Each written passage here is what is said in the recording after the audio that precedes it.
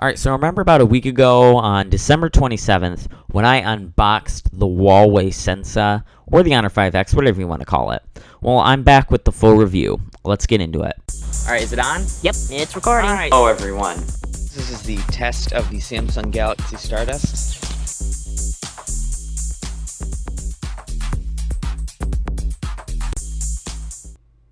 Alright, so we're into the video, and first things off, I want to talk about the battery and how incredibly poor it is. Now, I often found myself having to go for the charger after only like 3 hours of using it. That's terrible battery life. And it's got a 3000 milliamp hour battery. That's 300 milliamp hours more than the Oukitel U22. Despite that, the Oukitel U22 constantly gets better battery life despite having a smaller battery. Same thing with the Moto Z2 Force Edition. Smaller battery, better battery life. And the Alcatel Idol 4S, which has the same battery life, lasts double the time the Honor 5X did, or the Sensa, again, whatever you want to call it. But on the upside, it does have a good display. 1080p for $40.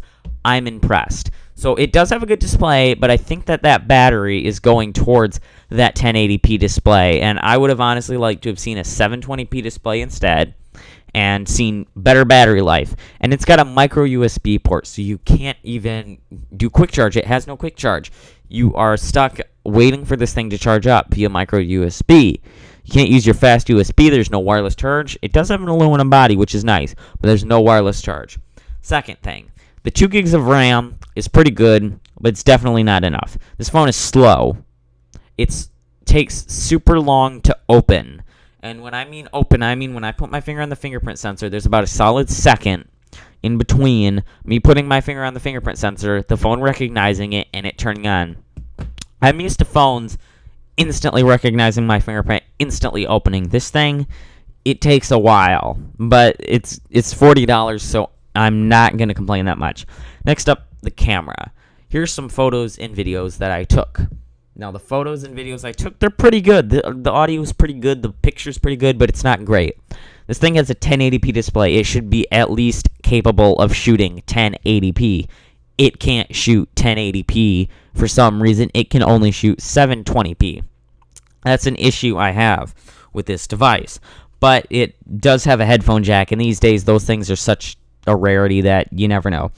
The speakers are good, but they're not great. They don't have great audio quality. However, the headphone jack does put out decent audio.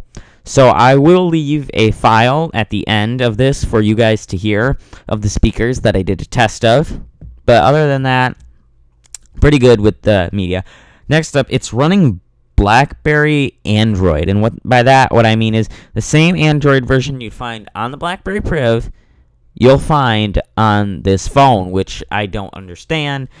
It's perfectly capable of running stock Android, despite the fact it doesn't. It runs some weird BlackBerry skinned-up OS, but whatever. Let's get on the positive train now. The build quality is solid. Having aluminum build quality for just $40 is awesome. Other phones for this price range are plastic, small, and cheap. Well, this phone really knocks it out of the park. I really like this phone's build quality. And when I'm watching media, it's finally nice to be reviewing one of these budget phones and have a 1080p display and be able to watch in 1080p. It's a nice feature that I like to have. It's also nice for $40 to have a fingerprint sensor. Now, I know there are phones that you can buy for $40. You can get a fingerprint sensor on them. Let me see if I can name a few. I know that there are some that you can get for $40, and you can get a fingerprint sensor on them. Probably, if you got a phone from China, would probably have a fingerprint sensor on them. I can't think of many, but probably the Yuhan's. I think it's called the Yuhan's Mix. That probably has one, and the Lego Kika Power 10. That one has one as well, and they're both about the same price range, but that's about it. It's really good to get that phone with the fingerprint sensor for that price range. Get a fully fledged Android flagship for just 40 bucks. Again, I want USB-C. It's not there. I would like USB-C. I'd like wireless charging, but it doesn't have a glass back, so I'll forgive that. I'd like louder speakers. I definitely want a better battery. If you're getting this performance out of a 3,000 milliamp hour battery, then pack in like a 7,000 milliamp hour battery, because I am not satisfied with the quality of this battery at all. That's one of the main reasons that would keep me from recommending this to people, is how incredibly poor the battery life is. But anyway, that's my basic review of the device. It's pretty good overall, and it's not a terrible phone. It's pretty good. It's fairly fast, and it's not terrible. It's not great because of that battery problem, but that might be a problem with just my unit. I've seen varying battery life from other units. But anyway, I want to thank you guys for watching. I will see you guys in the next one. Here's that audio file I promised.